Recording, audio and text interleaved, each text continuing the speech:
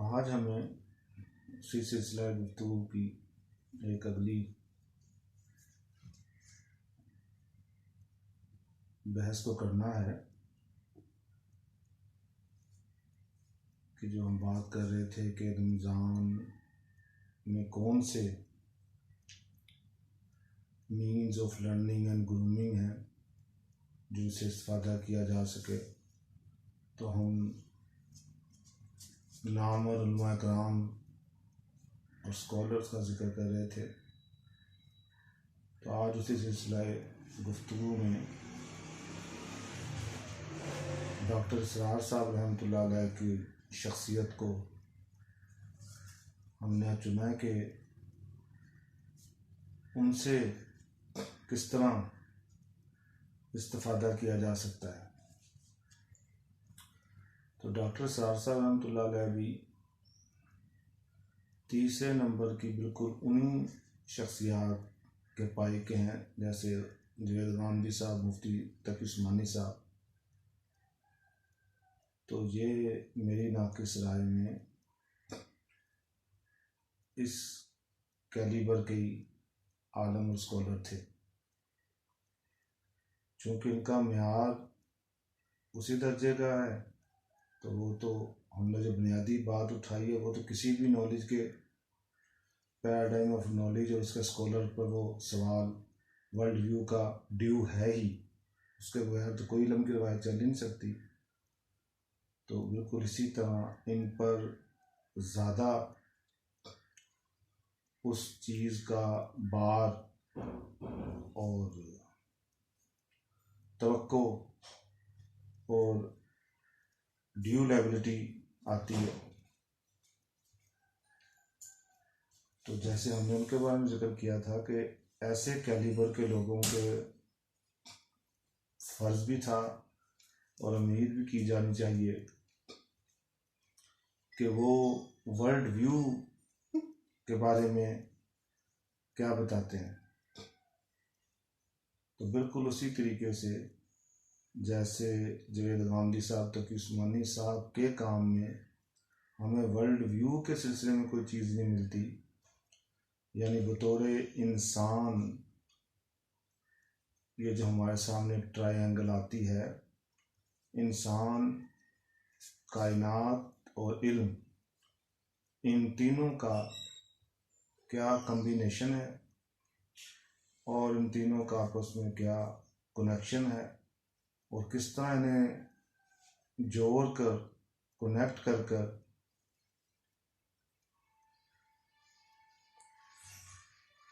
हम इस बात को कर सकते हैं, उन सवालों के बारे में जो बतौर इंसान, बतौर कायनात हमारे सामने आते हैं। तो इस सिलसिले में डॉक्टर इसरार साहब की भी आइडियोलॉजी हमारी कोई मदद नहीं करती। ये भी बिल्कुल एक जो मानने वाले फॉलोअर्स हैं, यानी कुरान जो हुदुल नास कहता है उस सिलसिले में कोई मदद नहीं करते। हुदुल मुत्तकीन जिसने मान लिया है उसी के सिलसिले में डॉक्टर इसरार साहब के लेक्चर्स और इनकी तहरीक मदद करती है। अब वो भी किस दर्जे की करती है, तो वो भी मैं समझता हूँ ज़्यादा से ज़्यादा जवेद गामदी साहब के बाद एक मानने वाले शख्स के लिए जो आइडियोलॉजी और काम सामने आता है, शायद जवेद गामदी साहब के बाद इनका सबसे शानदार काम हो। मगर उस पर भी चंद अहम सवालात उसी तरह के उठते हैं।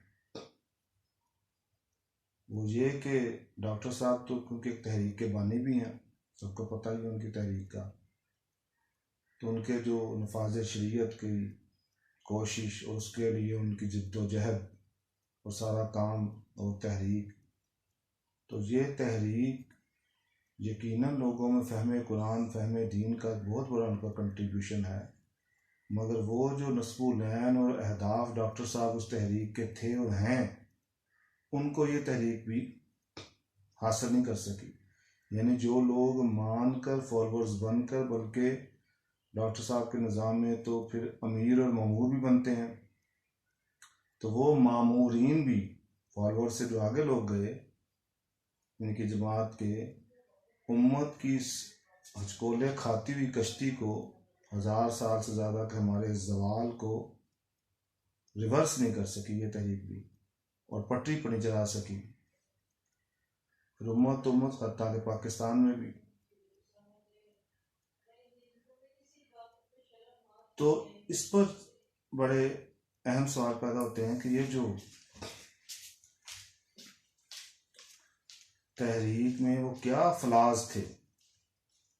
उसकी बुनियादी तो वही बात कि जो तहरीक और जो तहरीर और जो शख्स स्कॉलर वर्ल्ड व्यू नहीं बनाएगा, बुनियादी फ्लाज को फिल नहीं करेगा, तो उसकी तहरीक मानने वाले के लिए भी यकीनन उसकी ग्रूमिंग, लर्निंग और उसके विजन को, होराइजन को रिच तो करेगी, लेकिन आखिरकार उस तहरीक के, उस जमात के जो अहदाफ हैं वो हासिल नहीं हो सकेंगे। ये तो बुनियादी वजह, जब वर्ल्ड व्यू आप नहीं बनाएंगे तो ये होगा। लेकिन डॉक्टर साहब के काम में गौर से गो थ्रू किया जाए तो उनके काम को सामने रख के उसमें पेचीदगी मानने वाले के लिए भी बड़ी अजीबोगरीब है। वो ये कि जब आप उनके लेक्चर्स ऑफ कुरान, दुरूस कुरान को स्टडी करें, तो एक तो वो सारी ज़िंदगी हम से लेकर वो नाज तो दुरूस देते ही थे, लेकिन एक डॉक्टर साहब का मुंतखब निसाब भी था। तो बिलखसूस उस दरूस को, उस मुंतखब निसाब को, यानी सिलेक्टेड वर्जन ऑफ कुरान को जब आप स्टडी करते हैं तो इंसान हैरान होता है कि कुरान ने जो इंसान से लेकर मोमिन तक का जो वर्ल्ड व्यू बनाया है, और जो आयात उस सिलसिले में बिल्कुल बुनियादी असासी अहमियत रखती हैं, गालिबन उनमें से बहुत अहम और बुनियादी आयात डॉक्टर साहब के सिलेक्टेड वर्जन ऑफ कुरान में, यानी जो आयात जो मुंतखब निसाब है उसमें वो शामिल नहीं।